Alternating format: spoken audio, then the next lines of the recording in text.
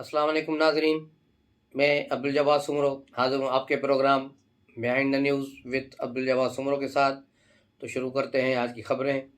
आज की खबरों में सबसे पहले बिलावल भुट्टो की कल की तकरीर का हवाला देंगे, उस पर डिस्कस करेंगे कि बिलावल भुट्टो ने जो कल तकरीर की उसमें उन्होंने फरमाया था कि ओसामा बिन लादेन तो मर चुका है, लेकिन गुजरात का कसाई अभी तक जिंदा है और वो भारत का वज़ीर आज़म है। इस पर पूरे भारत में आग लगी हुई है, हर तरफ मुजाहरे हो रहे हैं, कई जलसे उन्होंने किए हैं। आज भी उन्होंने बीजेपी ने वहाँ जो मुजाहरों का ऐलान किया और पाकिस्तान की कौंसलेट पर भी उन्होंने ज़्यादा हंगामा आरे की।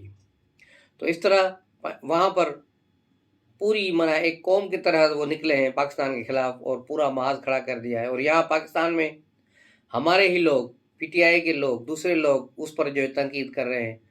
वो आप ट्विटर पर जाके देखेंगे कि बिलावल के उसको बाकायदा चल रहा है, बिलावल भुट्टो ज़रदारी ट्रेंड चल रहा है, उस ट्रेंड में जाके ये क्या बकवास कर रहे हैं। तो ये लोग अपने ही वतन के साथ जो वफा नहीं कर पा रहे कि बिलावल भुट्टो ने जो बात की, पाकिस्तान के लिए बात की, पाकिस्तान के लिए बात की है, तो हम सबको एज अ पाकिस्तानी उसके साथ खड़ा होना चाहिए।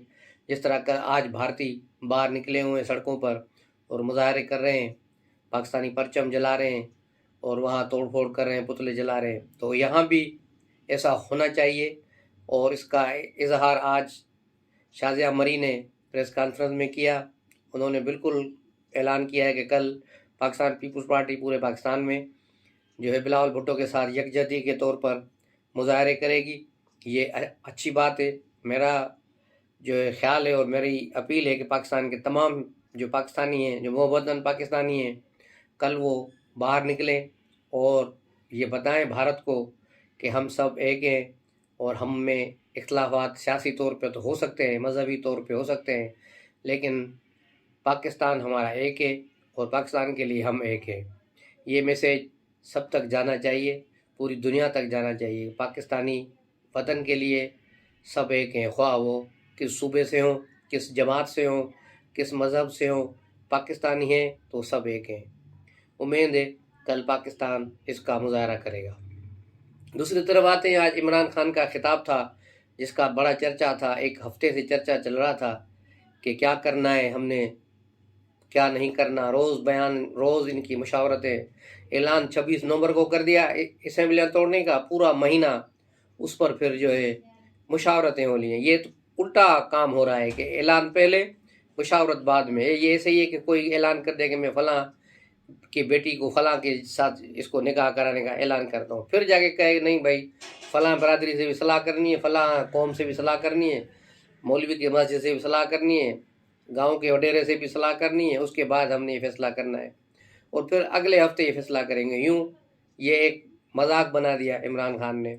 ऐलान करना था तो अगर इसमें दम था, इसमें अगर पार्टी इसके साथ थी तो इसको फ़ौरन इसको असेंबलियाँ तोड़नी चाहिए थी। लेकिन चलो, आज भी इसने खिताब किया तो एक मरा हुआ खिताब था, एक मायूस कुन खिताब था।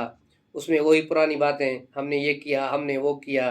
पहले तो आते हैं उसकी दो चार बातों की तरफ मैं आना चाहूँगा कि इसने कहा कि हम हमारे दौर में टेक्सटाइल जो है, इसने 33% जो राइस दिया था, 33 अरब की जो है टेक्सटाइल की जो हुई है, एक्सपोर्ट हुई थी, बिल्कुल हुई थी, इसमें कोई शक नहीं। लेकिन उसकी वजह क्या है? उसकी वजह ये थी कि कोरोना का टाइम था, इंडिया और बांग्लादेश से जो है एक्सपोर्ट बंद थी। वहाँ कोरोना का क्योंकि बड़ा ज़ोर था, वहाँ कोविड का जो बड़ा ज़ोर था, लोग ज़्यादा मरे थे, लाखों की तादाद में इंडिया में तो मरे और सड़कों में लोग पड़े होते थे। तो ऐसी हालत में इंडिया ने अपनी इंडस्ट्रीज सब चीज़ें बंद की हुई तकरीबन 2-3 महीने। लेकिन अल्हम्दुलिल्लाह पाकिस्तान में कोरोना ने ऐसा असर नहीं दिखाया। पहले 2-4 हफ्ते डाउन हुए, लेकिन फिर भी हमारा काम चलता रहा और इंडस्ट्रियाँ चली और टेक्सटाइल ने जो माल बनाया, दुनिया ने जो इंडिया और बांग्लादेश का माल नहीं मिला तो उन्होंने पाकिस्तान से माल लिया और यही वजह थी, कोरोना की वजह से पाकिस्तान ने जो है वहाँ तरक्की की और पाकिस्तान की टेक्सटाइल ने तरक्की की थी। उसके बाद आपके ही दौर में फिर दूसरे साल में क्या हुआ था, लास्ट ईयर भी आपके दौर में टेक्सटाइल इंडस्ट्रीज अक्टूबर के महीने से बंद हो गई थी। उस वक्त तो आपने शोर नहीं मचाया था कि अब इंडस्ट्रियाँ बंद हो गई हैं, मजदूर बेरोजगार हो गए। उस वक्त शोर नहीं मचाया आपने, क्योंकि उस वक्त खुद वजीर आजम थे। इस वक्त आप शोर मचा रहे हैं कि भाई इंडस्ट्रियाँ बंद हो रही हैं, टेक्सटाइल की बंद हो रही हैं, کیونکہ ان کو گیس نہیں مل رہی. بھائی گیس تم نے چھوڑی تو ہو تو ملے نا. تم نے اپنے دور میں جب مفت میں گیس مل رہی تھی پوری دنیا، وہاں سے رشیا دوسرے جو گیس دینے والے ممالک ہیں، قطر ہو گیا، سارے گیس فری دے رہے تھے، صرف کہہ رہے تھے کہ اپنی جو ہے ٹرانسپورٹ کے چارجز بھرو اور گیس لے جاؤ. اگر اس وقت تم پاکستان کے لیے کوئی معاہدے کر جاتے تو پاکستان کو کنٹینیو گیس ملتی رہتی، اور آج ہمیں یہ دن دیکھنے نہ پڑتے کہ نہ ہماری انڈسٹریز بند ہوتی، نہ ہمارے جو ہے بجلی گھر بند ہوتے، نہ ہمارے گھروں میں جو ہے گیس کی پرابلم ہوتی. یہ ساری مصیبت، ساری پریشانیوں کی جڑ عمران خان ہے، کیونکہ اس کو کچھ سمجھ نہیں آتا، کوئی فیصلے کرنے نہیں ہوتے، بس سارا دن صرف اس کا کام یوٹیوبروں کو بھرنا ہوتا تھا کہ بھائی آج فلاں کو پٹکا اتارو، آج فلاں کو گالیاں دو، آج فلاں کو یہ کرو. کل بھی میرے ایک دوست نے مجھے بھیجا تھا واٹس ایپ پہ کہ اتنی ٹیکسٹائل ملیں بند ہو گئی ہیں، اتنا ہو گیا ہے اور آپ اس پہ نہیں بول رہے. میں نے کہا اس پہ کیا بولنا ہے، یہ تو ہر سال ہوتی ہے، لاسٹ ایئر بھی بند ہوا تھا. اور پاکستان کی تاریخ میں پہلی بار لاسٹ ایئر جو سندھ میں CNG اسٹیشن 2 مہینے کے لیے بند کر دیے گئے تھے. اس سے پہلے کبھی بند نہیں ہوئے. 3 دن کے لیے ہوتے ہیں، 2 دن کے لیے ہوتے ہیں، 4 دن کے لیے ہوتے ہیں، لیکن اب پورے 2 مہینے بلکہ 2.5 مہینے CNG سیکٹر کو تم نے سندھ میں بند کر دیا، لوگوں کو بے روزگار کر دیا. ایک نااہل آدمی پاکستان پر مسلط کر کے پورے پاکستان کا انہوں نے ستیاناش کیا. اس کے بعد تم کہتے ہو میں نے ٹیکس ریکوری بڑی کی. کتنی بھائی تم نے پرسنٹیج بڑھائی ہے؟ ٹیکس دینے والوں میں کتنی پرسنٹ بڑھائی؟ کچھ بھی نہیں. 22 کروڑ عوام میں 1% ٹیکس، کل بھی وہی دیتے تھے، آج بھی وہی 1% ٹیکس دے رہے ہیں. اس سے زیادہ 1 روپیہ کوئی نہیں دے رہا. باقی تو جنرل سیل ٹیکس ہے جو آپ نے بڑھا کے لوگوں کی کمر جو ہے دوری کر دی ہے. جبکہ ٹیکس کی بات کرتے ہو کہ میرے دور میں ٹیکس بڑھا، تو ٹیکس کس طرح تمہارا بڑھا؟ میں بتاتا ہوں تم نے کس طرح ٹیکس بڑھایا. جو ٹیکس دینے والا طبقہ ہے، زیادہ تر سرکاری ملازم ہیں یا بینکرس ہیں جو ٹیکس دیتے ہیں، کارپوریٹ کے جو کلائنٹس ہیں وہ ٹیکس دیتے ہیں، جو ساری امپلائیز ہیں وہ ٹیکس دیتے ہیں. تم نے ان کے ٹیکس کو 500 جو ہے گنا بڑھا دیا. مجھے یاد ہے کہ نواز شریف کے دور میں میری جو اس وقت میں گورنمنٹ جاب میں تھا تو میری جو ٹیکس کٹتا تھا ہر مہینے 5,000 روپے کٹتا تھا، لیکن اس خبیث کے آنے کے بعد وہ ٹیکس 32,000 روپیہ مہینہ کٹنا شروع ہو گیا. تو مجھے بتائیں ایک آدمی پر اگر تم نے 500 زیادہ گنا ٹیکس ڈال دیا تو ٹیکس کی تو آمدنی بڑھے گی نا، لیکن کام تو کچھ نہیں ہوا. یہ تو ایسا ہی ہے کہ ایک ہی چیز پر دوبارہ تم نے وزن ڈال دیا.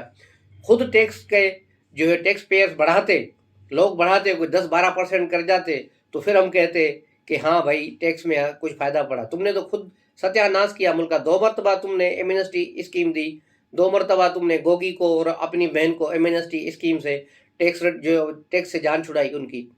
تو یہ تو کام تم نے کیے. 2 مرتبہ تم نے دی، اور اس کو جو ریئل اسٹیٹ کو بھی تم نے دی، ایمنسٹی دی. اور اب کہتے ہو ریئل اسٹیٹ والے بڑے جو ہیں گروپ ہیں، بڑے جو ہیں فراڈی ہے. تو یہ تمہاری صورتحال تھی. اب آتے ہیں اسمبلیوں کی طرف جو تم نے اعلان کیا ہے 23 جو ہے دسمبر، یعنی ایک ہفتہ اور. تو 23 دسمبر بہت دور ہے میرے بھائی. ایک ہفتے میں کیا ہو جائے گا؟ بہت کچھ ہو سکتا ہے. بلکہ تمہارے دونوں ہی وزیر اعلیٰ ابھی سے سجدے میں گرے ہوں گے، دعائیں مانگ رہے ہوں گے کہ کسی طرح اپوزیشن آئے اور عدم اعتماد کی تحریک جمع کرائے تاکہ اسمبلیاں توڑنے سے چھوٹ جائے. اور ایسا ہی ہوگا. یہ اس طرح اسمبلیاں نہیں ٹوٹیں گی. یہ تمہارا ڈرامہ تھا جو چلا، لیکن اس میں یوٹرن آئے گا. ابھی جمعے تک، جمعے میں ابھی 6 دن ہے.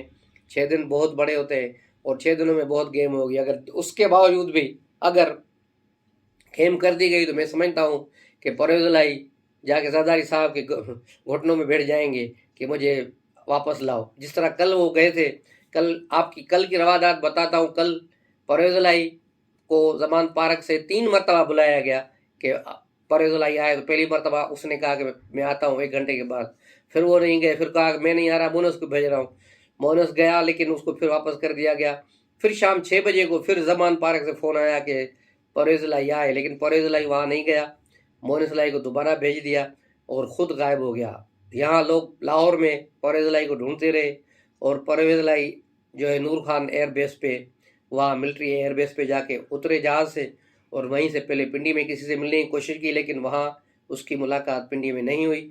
اس کے بعد وہ اسلام آباد چلے گئے، اور اس کے بعد وہاں ایک صحافی کے خبر ہے، یہ صحافی اس کا نام میں نہیں لے رہا، کسی دوست نے جو بتایا اس کا نام نہیں لے رہا، لیکن وہ صحافی کسی بڑے ادارے کے ساتھ منسلک بھی ہے، اور پرویز الہی کے جو میڈیا سیل ہے اس کا بھی मेंबर है वहाँ से भी तनख्वाह लेता है, 2 तरफ़ा तनख्वाह लेता है वो।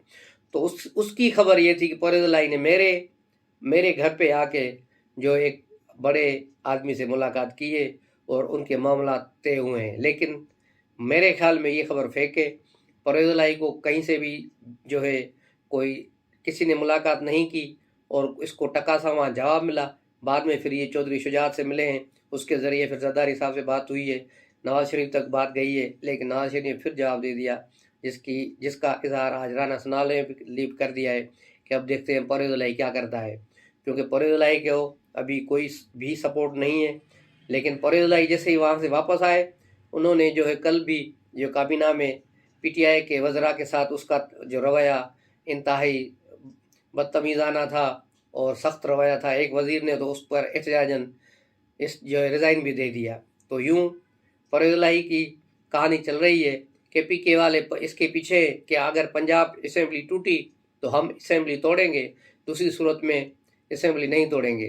तो ये असेंबलियों की रवादात है। लेकिन जहाँ तक मैं समझता हूँ कि कोई असेंबली नहीं टूटेगी, ये टोपी ड्रामा चलता रहेगा अगले इंतखाबात तक शायद हो, या अगले बजट के बाद फिर देखा जाएगा कि इंतखाबात होते हैं या इंतखाबात को अगले 1 साल के लिए मुलतवी की जाते हैं। दूसरी तरफ नजम सेठी की कल की एक प्रोग्राम में उनकी बातचीत थी, तो उन्होंने इजहार किया था ख़तरे का कि हो सकता है पाकिस्तान में मार्शल लॉ लग जाए। उसने मार्शल लॉ का ख़तरे का इजहार किया है, लेकिन अल्लाह खैर करे कि पाकिस्तान में जमहूरियत कायम रहे, क्योंकि जमहूरियत रहेगी तो हम सब रहेंगे। मार्शल लॉ आने के बाद फिर पता नहीं कितने सालों के बाद फिर इस मुल्क में जमहूरियत हो और मुल्क में जो है काम हो। तो चलते हैं ख़बरों के एंड पे, और इस दुआ के साथ कि अल्लाह पाक रहम करे आप सब पे, हम सब पे, और आप सब अपने घर वालों के साथ खुश खुर्रम रहें, आबाद रहें। अस्सलाम वालेकुम।